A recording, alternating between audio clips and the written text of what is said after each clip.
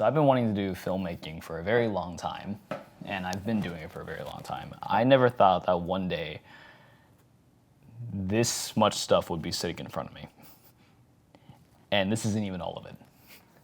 And I'm not complaining, let's get down to it. Today we are talking about lenses, in case it wasn't obvious enough. We've got our basic prosumer lenses right over here to my right, and as we start moving along, we get into our more professional cinema lenses and anamorphics. So we're gonna talk about all these lenses right here and see what we can get out of them. Maybe I should also mention only these 3 lenses are ours. The rest of these were rentals for a shoot that we just did, so yeah, sorry to let you down, but they're here, so I'm gonna talk about these for you guys. But anyways, I am a very big advocate for investing in glass as opposed to camera bodies. This is the red Komodo right here, and it already got outdated by the red V-Raptor. This camera that I'm shooting this video on has been outdated for an extremely long time. Where I'm on the EOS R right now, it got overtaken and replaced by the R5, and then, you know, the R5 is, I don't know whether or not it's being overtaken by the R3, but because these lenses right here are not gonna depreciate in value for quite a long time. Anyway, starting from right over here, this lens is the Canon 24-70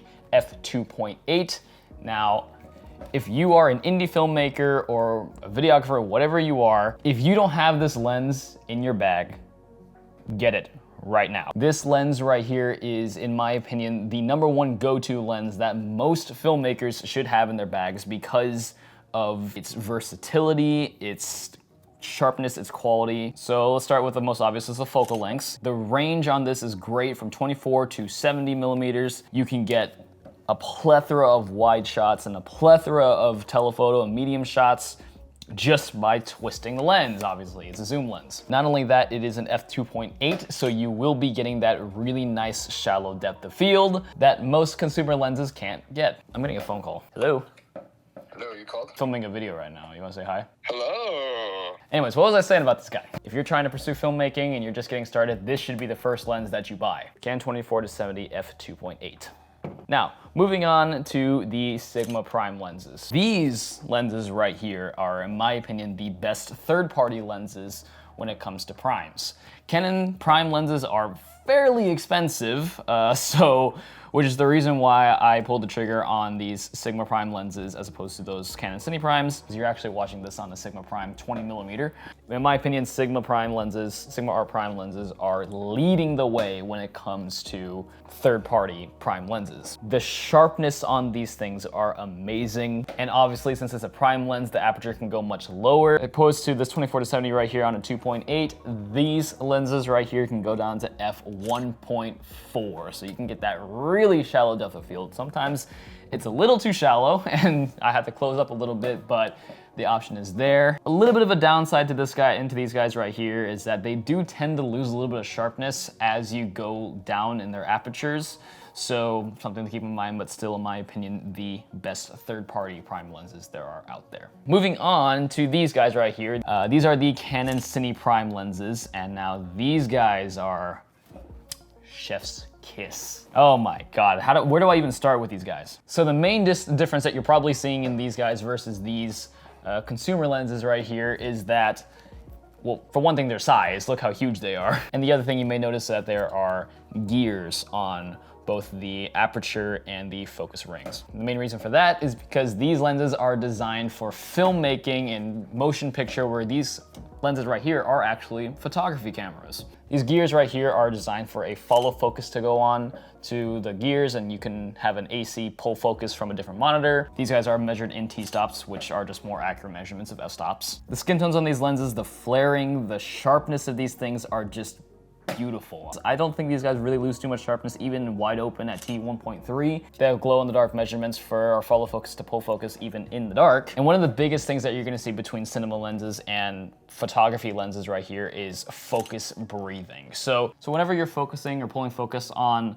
lenses like the Sigma Primes and the Canon 24-70s, these photography lenses, you're gonna notice that the image will shift forward and backwards just a little bit as you pull that focus. Whereas lenses like the Cine Prime lenses over here, you're not gonna see any of that. So it's just a very smooth pull from one distance to another, and it just looks amazing. Okay, moving on to our anamorphic lens right here, the Vazen Anamorphics. So these guys right here are Oh, okay. I just used these for the first time on our last shoot, which was like, I think a couple days ago.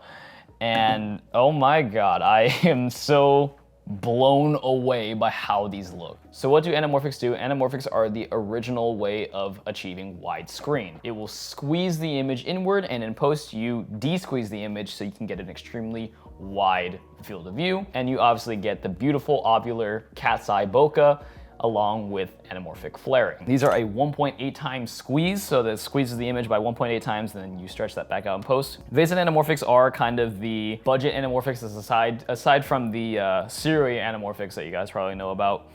But these lenses are obviously not nearly as good as something like the Cook anamorphic lenses or RE Master anamorphic lenses, but these lenses are just so beautiful. These lenses open up to T2, and obviously you got your gears on both your focus ring and your aperture. But yes, these guys are amazing. We have this is the Vasen 40mm, and we have the 85mm on this Red Komodo build that we have. This is our build for the film that we're shooting. It's kind of crazy. You can see how the blue flares refract off that light right there. Now let's talk about lens mounts right here. Most of these lenses are all EF mount, except for one lens right here, which is the Vasen 40mm, which is an RF mount. And I'm very sure that EF lenses are being discontinued. I think they've already stopped manufacturing those because they are trying to replace EF mount with the RF mount. And because there's so little lenses out there that are RF mount right now, RF is extremely expensive, but that's okay because we have adapters from RF to EF, as you guys know. So all of your EF glass will still be usable, so don't worry about that. So which of these lenses should you get for yourself? Okay, so instead of giving you the answer of like, it depends on what you need, I'm going to explain that a little bit further. My opinion is if you are into videography and run and gun shooting, like, you know, shooting for clients out there, blah, blah, blah, all that stuff, I would recommend you go for the 24-70 first, and then get yourself some Sigma Prime lenses. The reason for that is because these lenses right here are obviously unnecessary for something like a run and gun shoot. These lenses are not designed for run and gun. Now, if you're into narrative filmmaking and you're wanting to get onto sets and you're wanting to, you know, write a script and then have it play out and everything like that and have a team working with you, this is where we're going to start talking about getting these Cinema Prime lenses right here. Because like we said, these are designed for film and motion pictures. So you have your gears for a first AC to pull focus for you. Little to no focus breathing. The sharpness and skin tones are amazing. And since, you know, they're bigger, they're meant to be on something like dollies and Steadicam. In my opinion, it's not worth getting gigantic cinema lenses for run and gun filmmaking. First of all, they're too big to carry around. You can't exactly balance these things on a gimbal if you don't have a very strong gimbal like maybe the RS3 Pro, a Movi Pro, etc. So overall, you can think about it like this: Sigma Primes and smaller Canon prosumer lenses right here for videography, run and gun shooting, and these guys over here, these Cinema Primes and anamorphic lenses for narrative film production. Makes a lot of sense in my opinion, a little bit redundant to say, but that's just my 2 cents. All right guys, I hope you got something out of this video. If you want to learn more about narrative filmmaking and our style of doing things, be sure to check out the Filmmaker's Code. We got over 30 training videos in the course right now, and you can get a free 30-minute training video for you to get a taste of what we have in store for you. Click the link in the description below to check it out. So that's all I got for you today, guys. Be sure to hit the like button, hit subscribe, hit the bell, all that nonsense. Remember everybody, your work is only just as good as the fun that you had creating it. My name is Will Tran, and I'll see you in the next video. I think I hear Brandon. Yep, that's Brandon.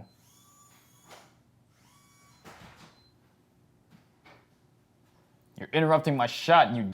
Playing around with their gear. Yeah, I am playing around with our gear. I'm doing a lens video. What did you do? I know. I wanted to. You were gone all day. I know.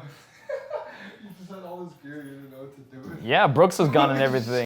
Yeah, I'm doing... I own all this shit. Yeah, I actually...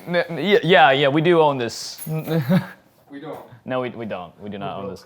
We are broke. Get that thing built up. Yeah, it looks cool, doesn't it? You're gonna collapse it before the night. I know. I'll collapse it before tonight. All right, get out of here so I can do this. You're distracting me. I can't do it while with you here watching me.